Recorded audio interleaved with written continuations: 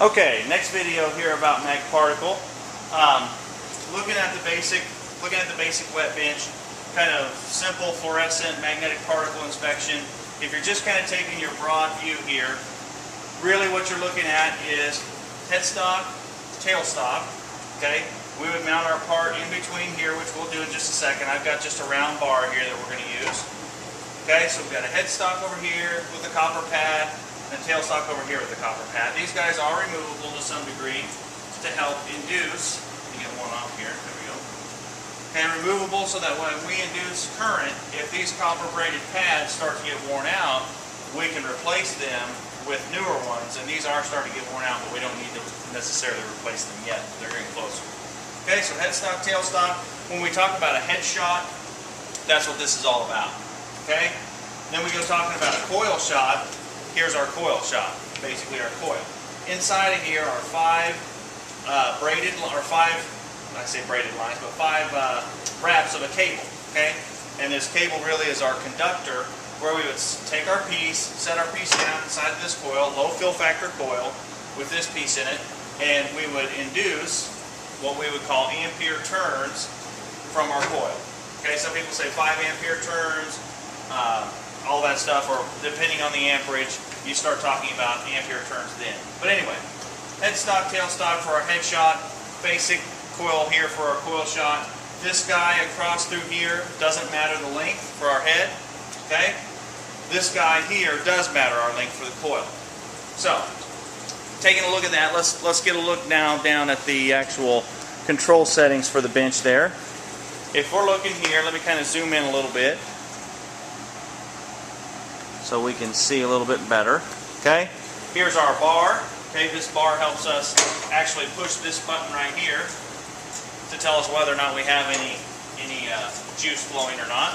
If you could read this, this would say contacts and this would say coil, which it does. Okay, this is our amperage selector right here. 1,000, 2,000, 3, 4, 5, and 6,000 around.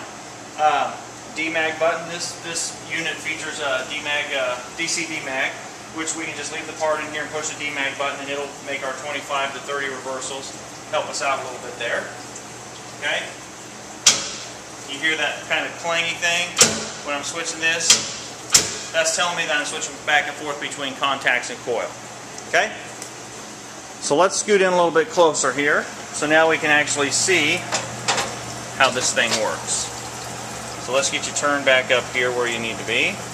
Get you facing that headstock over there. This is our magnetic particle solution here. I should say suspension. It's really not a solution. Okay, and you can see here that it's actually green because of our fluorescence from our black light. Okay, so wet magnetic particle. Let me reel the tailstock in here so we can see it. There's just the end of it right there. Okay, and then let me get you a little bit farther over here actually. If I can keep from moving you all around, you might get a little seasick or something here. So, here's my piece. Okay, I want to get it somewhere in the middle here. I'm going to close this down. Actually, I want to bring this in just a little bit closer. And what you see on there, if you see the tape on here, that's actually a QQI. Okay, so quantitative quality indicator, as we've learned. All the black light stuff that we've talked about for penetrant, all that still rings true for mag. So, what I'm going to do first here is I'm going to look directly at this QQI. This would be me setting up a technique for this particular part. Okay? So I make sure I switch to contacts, which that's now on coil, that's now on contacts. Okay? I'm going to pull this over here just a second, point you up and over a little bit. Get my black light out of the way, turn you here. Bring you up a little bit here. If I push this button now, that's telling me I put in, you see 176 on there, that's actually 1760 amps. Okay? Which we'll get into that in just a minute. Let's get this turned back over here. Alright, we're back facing it. I'm going to turn it actually down to about 500 amps for now. 650 is what it's telling me, which is good enough for now. Okay? So I'm going to say I've calculated this out. I'm bringing in my QQI to ensure that I have adequate field strength. Okay? So here's my solution one more time. It's fluorescent green, which is what we want. We apply our particles, and then we kerchunk, kerchunk. And if we've got a QQI, we should see flux leakage. Okay, our current is actually running through here. So in this case, we're creating circular magnetism, and our defects should actually run with the current. Okay? Which, if you're lucky, you can see that. Let me turn this just a little bit more so that helps us get glare off. Okay?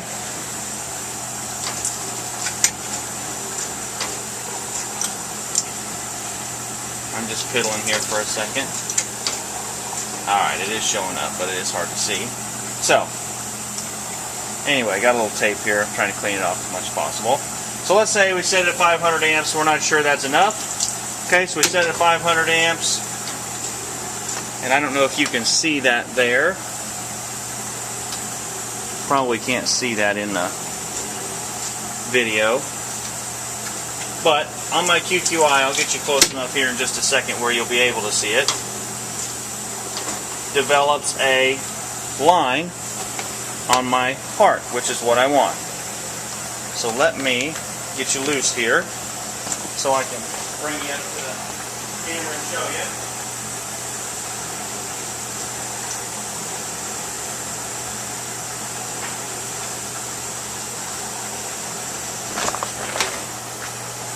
Trying to keep from ruining my flip video here.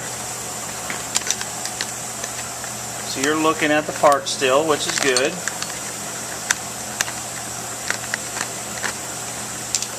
Taking you off the stand. This is not a witness stand, although it could kind of be thought of as the witness stand. Let's get you out of here. Okay. Looking at a wet bench. Let's get up here a little bit closer. Okay. We really don't see anything going on. Let's make it a little bit more fluorescent here. That's better. I think we'll be able to see something now. Get this stuff out of the way. Okay, here's my particles.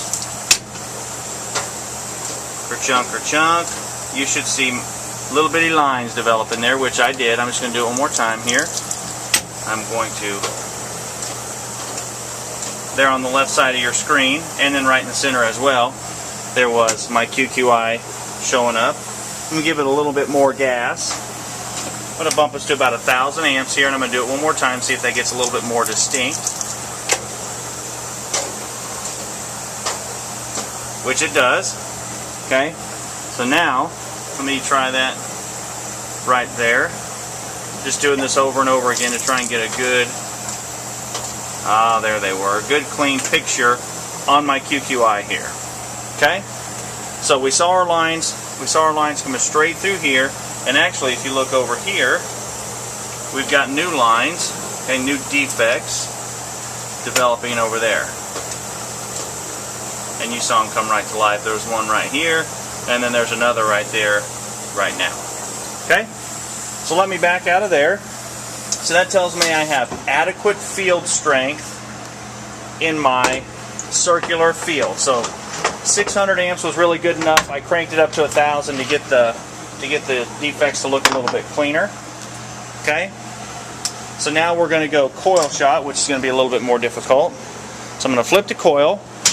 I'm going to say that I've calculated all this out, which I'm just blind guessing right now, which is okay. Let me turn this so I can see what's going on here. Alright, so I'm looking at it. I've got my fluorescent light on it. I'm going to do exactly what I shouldn't have done. But that's okay. What I've just done is shown you something not to do. So give me a second here.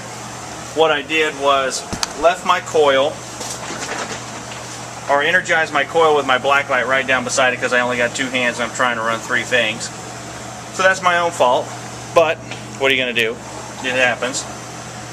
So now I'm going to let my black light set for a minute, and then I'm going to bring it back, or I'm going to go over here to my other wet bench, which has a bunch of stuff in it right now.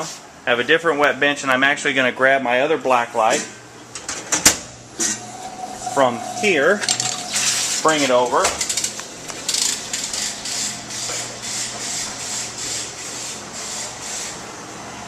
just to get me started. Okay? So, sorry it feels like you're getting seasick. I know it does. So let me get that parked up there. Let me get my new black light right here, which I've got running. Okay, here's my new black light. That was the old one that I just messed up. So, anyway, back to my piece here now. I'm back to having some sort of fluorescence here. Okay? So this time, I'm going to leave my black light out of it. I'm going to apply my particles. Okay? Apply my particles, apply my particles. I'm going to kerchunk, kerchunk. I'm going to grab my black light. And I'm going to come down here and start looking. I can get you to a point where you can see something here. And at this point, I just barely see my vertical indications is what I'm looking for. Okay, my black light's getting a little stronger. I can see them a little better here. So what I'm looking for are vertical indications, which I can see them, but you might not be able to. So I'm going to give it just a little bit more gas. You can see if that helps at all. Sorry, you're looking at me punching the bar here. Okay? And they are a little bit more distinct now. I'm looking, there's an indication right here above my finger. Okay? It actually looks, there you go, now you can see it. There's 1, 2, 3 indications right there. Okay? And if I were to wipe them away, they'd be gone now. So, basic operation of a pi gauge. I know you kind of got jerked around here, but now you at least can see it, because I'm trying to operate, like I said, 2 or 3 things at one time, and now over time that'll become a little bit easier, hopefully. So did a head shot, did a coil shot, looked at the QQI, hopefully made it a little bit easier on you. Any questions or concerns, give me a holler or shoot me an email or something like that, and I'll do what I can to help you. Thank you.